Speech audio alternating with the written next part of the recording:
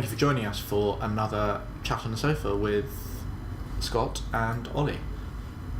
So this week we're going to talk about gaming, particularly sort of this area around kind of console gaming. It's been quite a lot in the news of late, and we're not going to kind of tread over the horrible cliches. I'm not even going to dare repeat it, but it's sort of kind of, I suppose, asking you to, I suppose, look a bit differently at what gaming really is. They are a remarkably regular feature of the living room. I think there are something 8 million Xboxes in the UK. Of those, around about 5 million are connected to the internet with Xbox Live. PlayStation again probably has about 9 or 10 million in the UK. With those, again, a high number, I think about 6.5 million are connected, with people going on a regular basis and actually kind of getting involved in the online world that exists within the gaming console. And it's not just about thinking, I use this for gaming. It's not at all. At sort of prime time on Xbox Live, only 55% of the people are actually playing a game. The others are, watching a movie. It's Netflix, it's Love Film, it's iPlayer. So there is so much more to these devices than just gaming. And when you start to then think, okay, well, if I've got sort of 5 million connected Xboxes, I've then got sort of the 6-7 million PlayStations. Actually combining those, that's a bigger audience than Sky households. So I suppose it's about thinking, okay, if I want to talk and connect with these people, what is it that I need to do? What does gaming actually mean? So Scott, we were kind of looking at how mobile has then kind of impacted upon this, and sort of the change that it's delivered in the gaming world. So looking back a few years ago, the Nintendo DS, the PlayStation, Sony's PSP, these sort of dedicated portable gaming devices were massive. But something's changed over the last few years with the growth of the transformation of smartphones from just very complicated feature phones to things like the iPhone, the Android.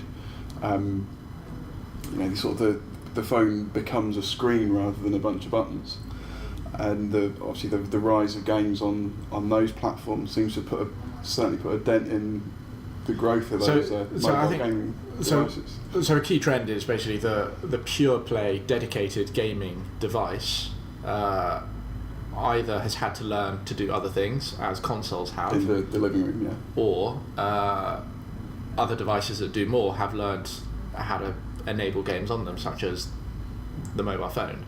So we're kind of seeing the death of kind of the portable dedicated unit, and actually it's also meant games have got a hell of a lot cheaper.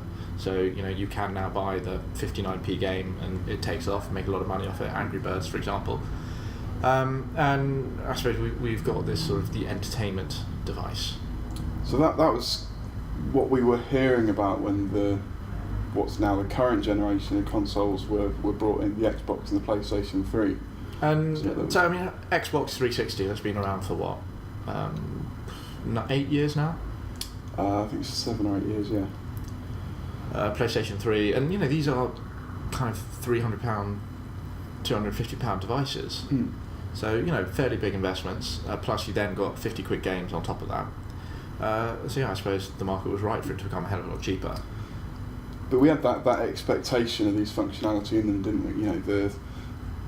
The DVD player in the Xbox wasn't really seen as a deal breaker, an incredible feature. The Blu-ray in the PlayStation 3 was a bit more of an interesting thing. So anecdotally, certainly hearing about quite a few people buying the games console as the cheapest Blu-ray player as it was a few years ago.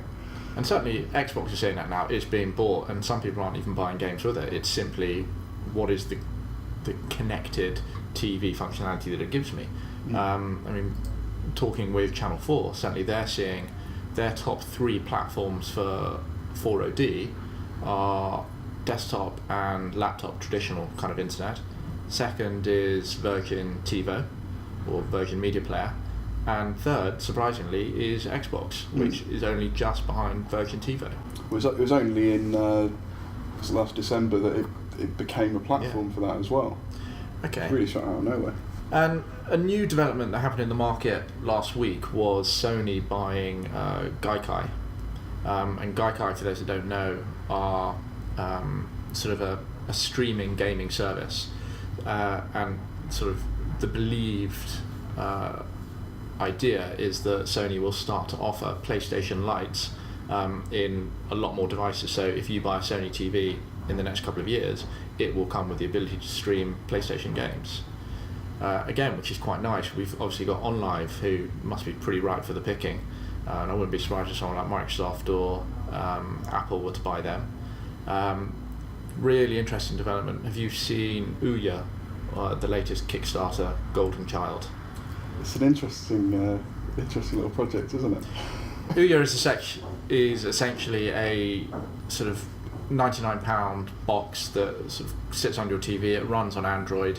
It is designed to be hackable, and essentially allows you to take cheap mobile gaming onto your TV in much the same way that Apple does with AirPlay. You know, we would expect the Apple TV hockey puck to start to have gaming apps being built specifically for it, but they kind of don't need to. You can already, if you have it, start to play your Apple games on there. So I think this whole world of gaming is, we've got huge amounts of people doing Facebook gaming, we've got mobile gaming, there's console gaming. I think we're now going to start to see kind of cheap gaming move back into the living room, and it'll be interesting actually. Do I in the future have the ability to play games, but I've never bought a gaming device? Everything works for me. I think this is the direction the technology seems to be going. I mean, again, going back to when the current generation was, the new, the latest, the greatest thing that technology could do. We were talking about massive computing power. Obviously, you've got the speed of the cost of that power drops.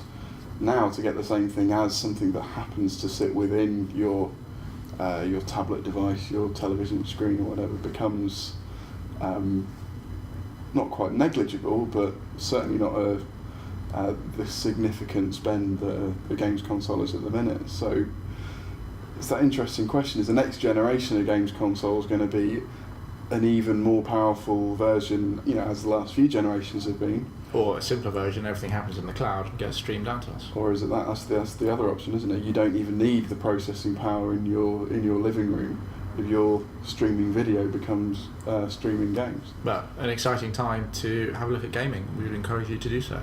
And check out emotionspaces.co.uk. It is that, isn't it? It is that. Yeah, emotionspaces.co.uk. I've been there. For more information. Thank you.